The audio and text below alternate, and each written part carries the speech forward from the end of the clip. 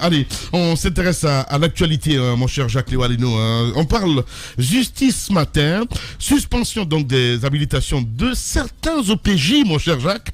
Qu'est-ce qui se passe exactement chez Charles Ouaret? Oui, Charles, qui n'est pas sa première, a pris donc des mesures contre des OPJ. Ouais. Il reprend sa responsabilité, son autorité, disons, sur ces officiers qui sont gendarmes et policiers et qui traitent les dossiers quand même au niveau des enquêtes préliminaires avant de les envoyer au niveau des juridictions sur réquisition du procureur, des procureurs de la République qui sont au niveau des tribunaux de première instance. Ce qui se passe, il y a 5 officiers de police judiciaire, dont 3 gendarmes. Oui. Qui vont voir donc leur habilitation suspendue à titre provisoire. Il y a des enquêtes qui vont être ouvertes. S'il y a des sanctions, d'autres sanctions à prendre, que cela pourrait se faire. Je vais donc vous rappeler des faits exactement parce que dans la décision, on n'est pas entré dans le détail. Ce qui s'est passé pour les officiers de police judiciaire du côté de Kamsar. Il s'agit donc du commissaire et puis je crois de son adjoint, celui qui aurait travaillé sur le dossier. C'est un travailleur d'une société chinoise, une société minière qui évolue donc là-bas, qui va donc être fauché par un câble d'embarquement. Okay. Il tombe et il ne va pas être référé à un hôpital. Il reste dans ça, il décède. Et quand il meurt, on vient voir les officiers de police judiciaire. Donc on vient voir comme cela se doit pour obtenir justice auprès des autorités qui sont donc sur place. Le commissaire qui reçoit le dossier va passer derrière et recevoir une proposition de la société chinoise. On parle d'un paiement de 100 millions de francs guinéens. Et derrière sa famille, donc la famille du monsieur qui est décédé, il va faire une lettre de désistement. Incroyable. Le dossier ne va donc pas atteindre le tribunal de première instance de Bokeh. Ça s'est passé depuis longtemps. Donc c'était resté presque dans les oubliettes. Il va récidiver. Et cette fois-ci, c'est avec un camion de la CBG qui va saisir. Là encore, on va lui demander de faire quand même des enquêtes. Il fait des enquêtes. Au lieu de remonter ces enquêtes à qui de droit, il les envoie au niveau de la société, encore une fois. Cela va aboutir au licenciement des travailleurs qui étaient impliqués dans la sortie, n'est-ce pas, de ce camion. Ce sont ces travailleurs-là qui vont finalement saisir le parquet. On essaye de mener des enquêtes, on se rend compte qu'il a violé le secret de l'enquête avec leur cas, mais on va se rendre compte du premier cas, c'est-à-dire la corruption d'agents publics dans laquelle il a versé dans le dossier de ce jeune travailleur qui est décédé dans une société chinoise parce que tout simplement la société n'a pas voulu l'envoyer à l'hôpital. Donc les deux vont être suspendus pour ces raisons-là. Du côté de Conakry, les gendarmes, il s'agit d'une histoire de vente de maison. Dis-moi que je rêve, Jacques. Il faut me pincer, s'il te plaît. Non, tu es en plein cauchemar. Tu es en Guinée. Bienvenue en Guinée. Pince-moi, Daouda, s'il te plaît. Bienvenue en Guinée. Une histoire de vente de maison. Eh ben voilà. Il y a un monsieur qui est en Angola qui veut vendre sa maison.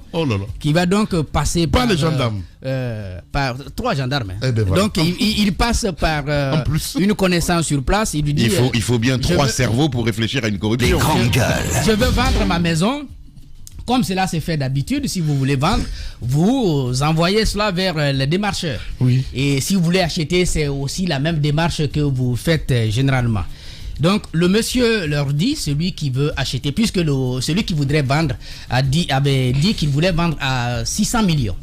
Maintenant, l'acheteur leur dit, celui qui voulait acquérir le bien, il leur a dit, si vous réussissez à convaincre le monsieur de me laisser acheter à 450 millions, vous avez 50 millions comme commission.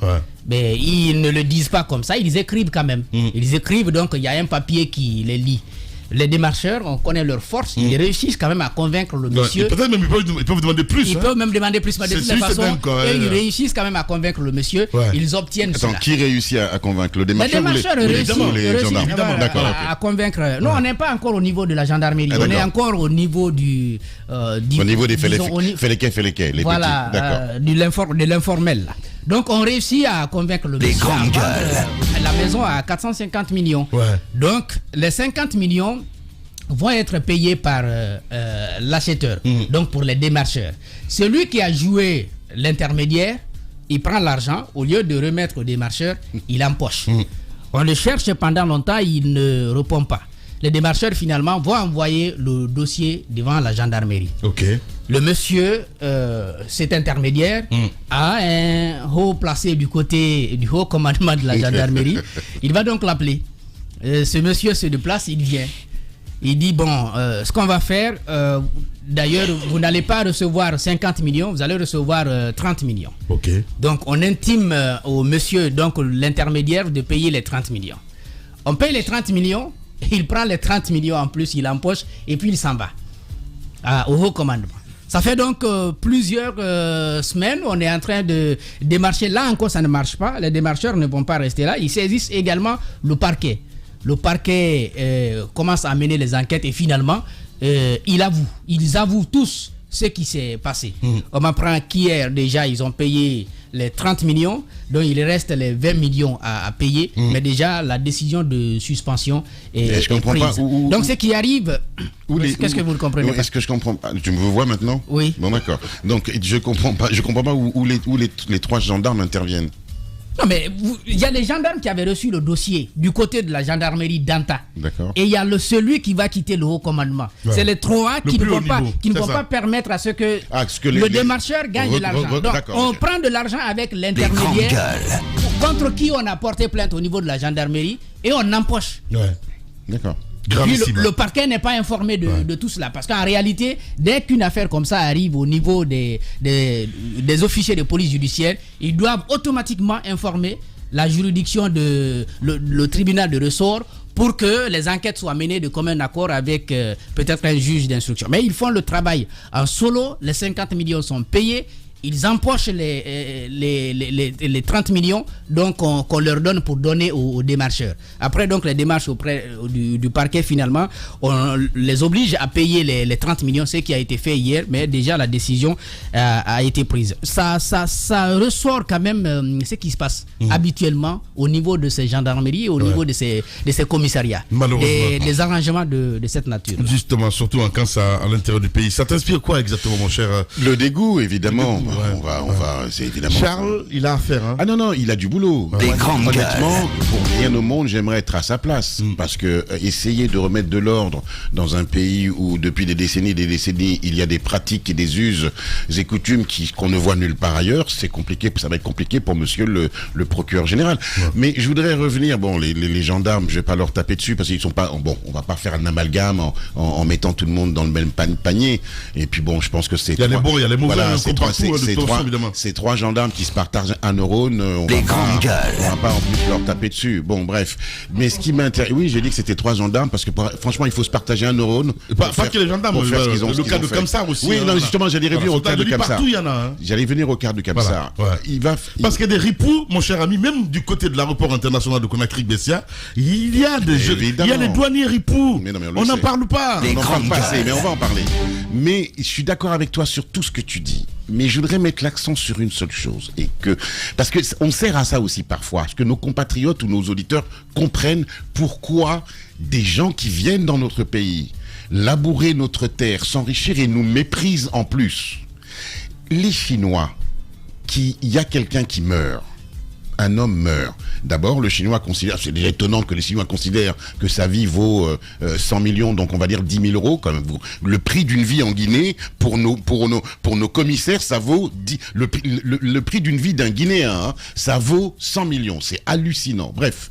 Mais ces gens-là nous traitent comme des animaux parce que nos propres autorités n'ont aucune considération pour nous. Des grandes gueules. Moi, j'ai tapé sur les Chinois ici pour des raisons économiques, parce que je ne supporte pas leur manière de faire, parce que je sais qu'ils ont...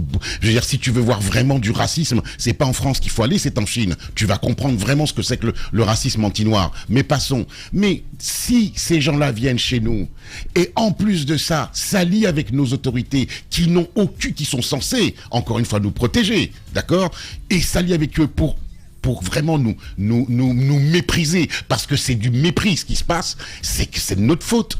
Il y a un moment donné où c'est que ce commissaire-là, et c'est là où Charleroi il commence à rentrer dans mon estime, c'est qu'ils doivent être sanctionnés de la manière la plus ferme, parce que c'est inacceptable. On méprise la vie des grandes gueules. Je veux dire, 100 millions, tu te rends compte, une vie humaine, 100 millions. Et en plus de ça, le mec se permet de donner l'enquête qu'il fait. Au lieu de la faire remonter à son supérieur hiérarchique, non, il est corrompu au point qu'il va s'allier avec les miniers.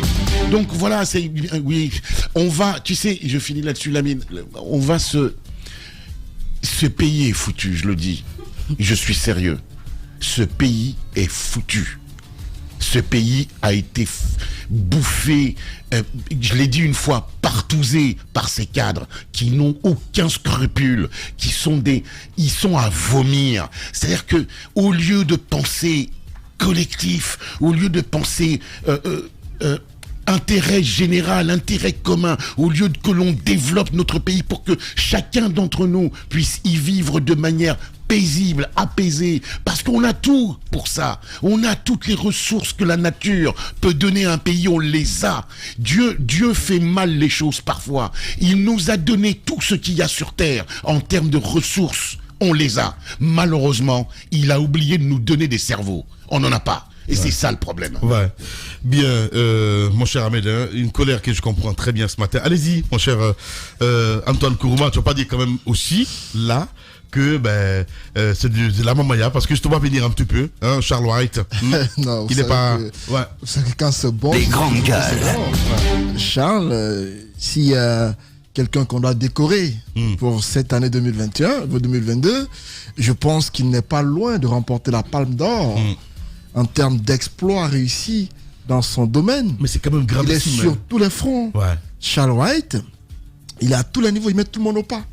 Les ministres, au niveau de la gendarmerie, de la police, la société civile, les politiques, il met tout le monde au pas. Et je pense que avec 2 Charles White ou 3 en Guinée, je me dis que le Guinéen va certainement revoir ses façons de faire. Et je pense que ça ne me surprend pas venant de lui, si c'est lui qui nous aide à comprendre ce qui se passe. Le fait d'avoir retiré les habilitations de ces OPJ, c'est pas une première, il l'a déjà fait. Exact, ouais. Et quand on raconte... Mais on explique pas souvent, en fait, le fond, ce qui s'est passé exactement. Si c'est l'exercice qui est fait ce matin, je me dis, quelque part, évidemment, chapeau à Jacques Léo-Aleno, mais en même temps, se dire aussi que, voilà, il fallait y arriver là. À écouter les deux raisons...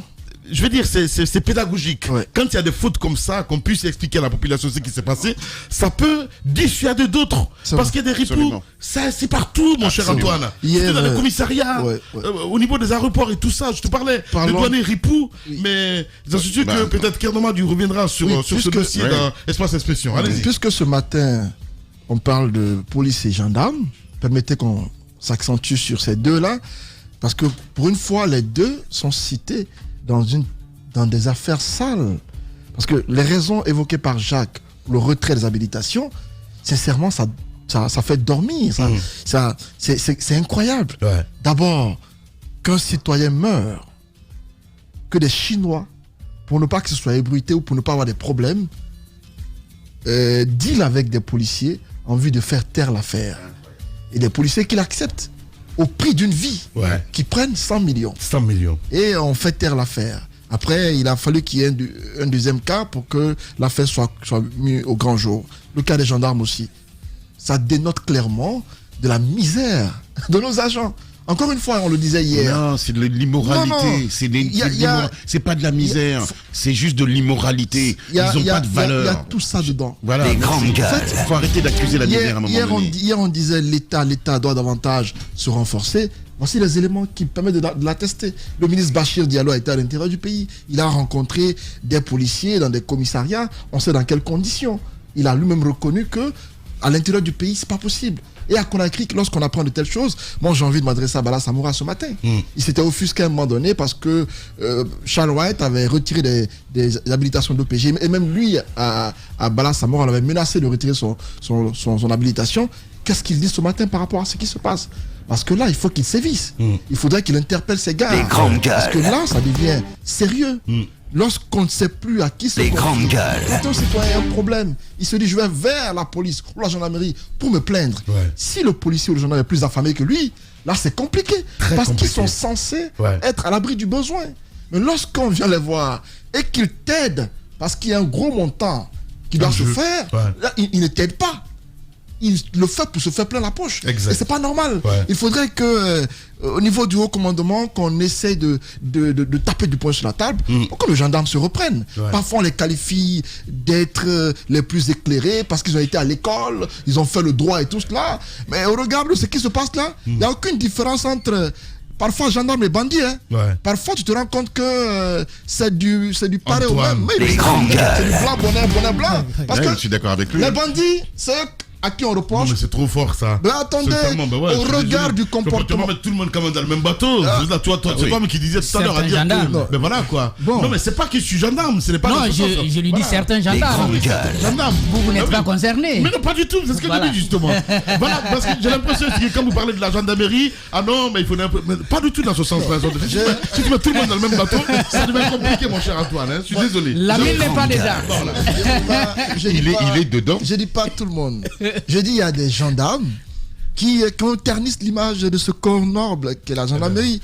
Et pour moi, il y a plus de différence parfois entre gendarmes et bandits. Parce que ces bandits-là, on leur reproche parfois de ne pas être corrects. Ce sont eux qui braquent, qui volent. Mais lorsque tu vas voir un gendarme pour t'aider à mettre la main sur ton bandit, il fait pire que le bandit. Dites-moi entre les deux qui est mieux. Il n'y a pas de différence. Mais 30 millions. Qu'on prend 50 millions qu'on prend à un démarcheur pour une affaire de terrain, il va se plaindre à la gendarmerie pour que tu l'aides à rentrer en possession de son argent. Tu prends son argent, tu mets dans ta poche.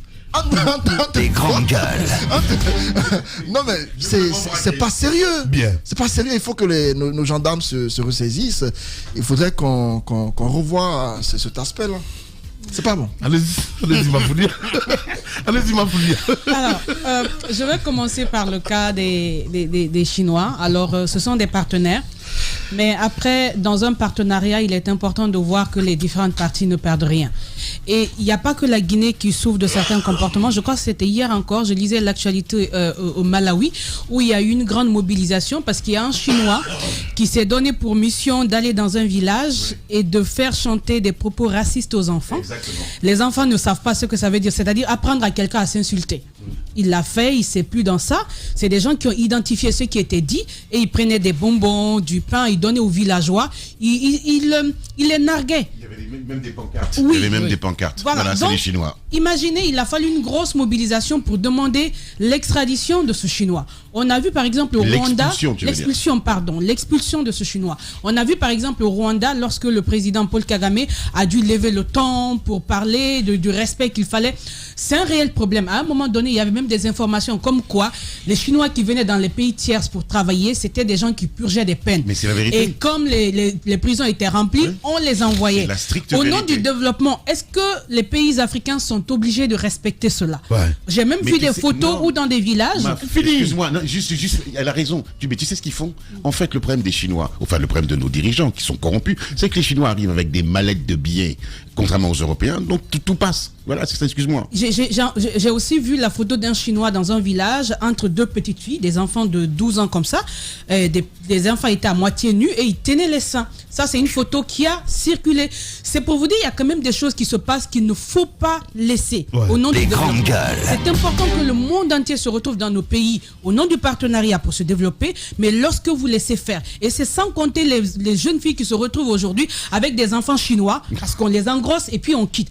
Ça paraît banal, mais c'est une gravité, c'est un drame humain qui se passe, mais à l'insu des politiques publiques, et il n'est pas question... On peut le dire, mais il y a des choses qui se passent dans certains villages. C'est assez absurde et on laisse Par passer. exemple, dans Moi, la je zone pense. de Bokeh, ils sont au courant. Parce Bien que sûr. tous les jours, il y a des revendications qui viennent Les grandes gueules. des travailleurs qui évoluent dans ces sociétés chinoises. Mais on n'avait pas encore la réalité de la cruauté jusqu'à cette dimension. Il faut voir de très près ce qui se passe. Maintenant, quand on quitte cet aspect humain, il y a les entreprises. Toute entreprise a des engagements, a des obligations vis-à-vis des travailleurs. Vous avez un travailleur qui est tombé malade. La règle voudrait que vous soignez la personne. Maintenant, si c'est pas fait, je pense que le plus absurde, c'est de savoir qu'il y a justement des OPJ qui les ont aidés à camoufler cette situation. Et quand on parle d'habilitation, de retrait d'habilitation, je lisais ça tout à l'heure, alors il est dit que l'habilitation d'un officier de police judiciaire est indispensable à ce dernier pour exercer pleinement l'ensemble des prérogatives attachées à ses fonctions. Et le retrait de cette habilitation ne prive pas l'agent de sa qualité de fonctionnaire de police, mais il ne peut plus exercer les prérogatives liées à sa qualité d'OPJ. Et c'est encore hier dans ce studio qu'on parlait de la nécessité de déployer suffisamment d'agents à l'intérieur du pays. Mais c'est quand même aussi absurde de voir que le peu qui exercent ne sont pas capables d'être des garants pour cette population. Ouais. Parce que Antoine parle de besoin. Moi, je veux bien. Mais à un moment donné, il y a de ces choses qui ne s'achètent pas. Du tout. Je me dis, vous Les ne pouvez grandes pas gueules. marchander sur l'âme de quelqu'un. Non. Un Guinéen est mort. Vous avez prêté serment pour le protéger.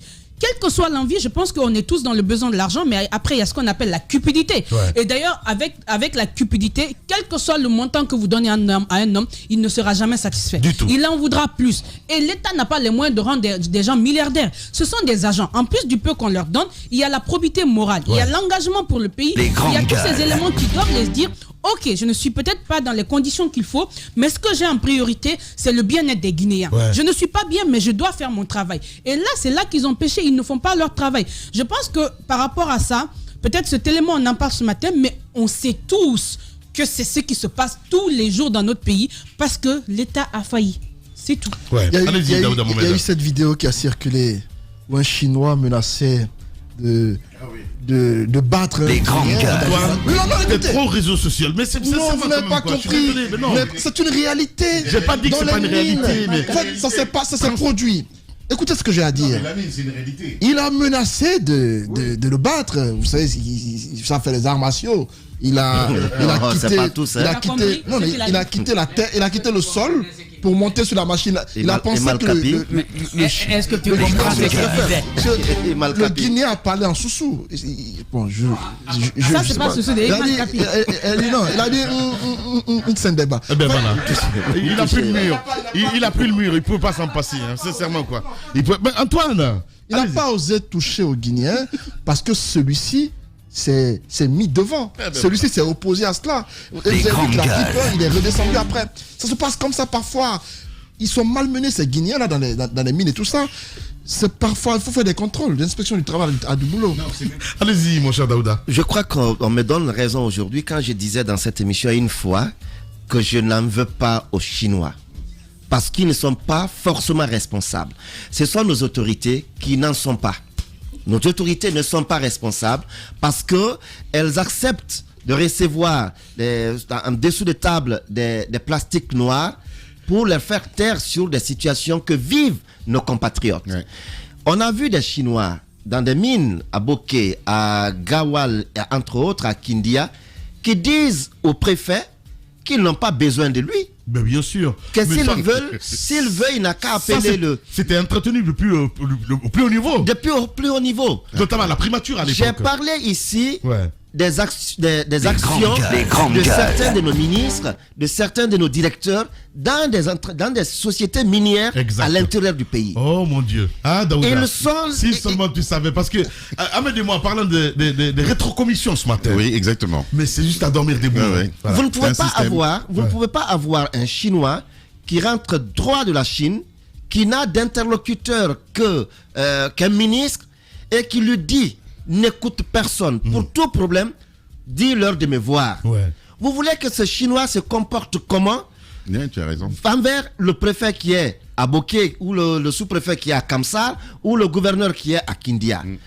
Un gouverneur qui tremble devant un ministre à partir de Conakry, même au téléphone, il est parfois, vous trouvez parfois, le ministre appelle un gouverneur, Ouais. il peut marcher pieds nus pour répondre au téléphone. Que ce dernier est un Chinois, son Chinois, parce que chacun d'eux a un Son Chinois. Chinois. Il a son Chinois qui soit là, Vivant ou mort. qui fasse des choses comme ça, et que le gendarme qui reçoit un dossier, par cupidité, il va dire, ben écoute, après tout, le ministre va le couvrir, moi je vais prendre pour moi. Il va prendre pour lui, et puis voilà, maintenant, sans savoir qu'il peut subir ce que Charles Wright aujourd'hui est en train de leur faire subir. Et on a eu cette éducation, cette mentalité qui a duré, et on a pensé, malgré les choses qui peuvent changer, on a pensé que non, ça va toujours être la même chose. Il faut aujourd'hui que l'inspection générale du travail accepte d'outiller ces démembrements à l'intérieur du pays, renforcer leurs capacités pour que le travail, le suivi, les enquêtes soient menées dans les mines, dans les entreprises, dans d'autres entreprises qui ne sont pas des entreprises minières. On a vu le cas à Conakry ici à Sanoya. On en a parlé dans ce studio. On a reçu un des travailleurs où le gars quitte la toiture, il tombe sur les pointes, il meurt. Et on veut camoufler cela. Il y a des gens qui perdent la main. On camoufle cela et puis voilà, on règle ça à l'amiable et vous ne pouvez pas parler. Parce que celui qui doit vous défendre, il reçoit un plastique noir et il se tait là-dessus. C'est comme ça se passe. Il faut que nous sortions de cela. Bien. Il faut que nous acceptions, qu'on regarde un peu les autres pays, comment les choses s'y passent. Quand vous écoutez les infos et les dispositions parfois qui sont prises dans d'autres pays contre les entreprises étrangères qui viennent s'installer, vous vous demandez, est-ce que nous appartenons à la même planète Terre? Parce que c'est absurde ce que nous vivons en Guinée. Que des individus se permettent de vendre l'âme de tout un peuple. Et que cela se passe comme ça. On a espoir qu'une nouvelle autorité arrive. Mais cette nouvelle autorité qui arrive, elle devient pire que la précédente. C'est-à-dire, on a l'impression qu'on est dans une sorte de malédiction et chacun parle jusqu'à ce qu'il ne soit pas à un niveau de décision. Et dès qu'il est là, c'est fini. Il devient pire que le prédécesseur. Je crois que notre pays est malade. Voilà, évidemment, mon cher Daouda Mohamed Kamara. Vous êtes chez les GG sur Radio Espace.